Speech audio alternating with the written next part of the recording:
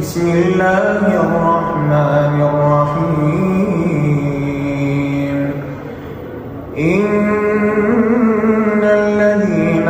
آمنوا وعملوا الصالحات سيجعل لهم الرحمن ودا فإنما يسرناه بلسانك لتبشر به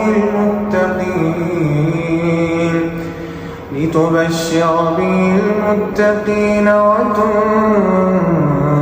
به قوما لدا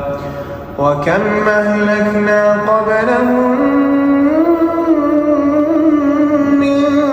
قرن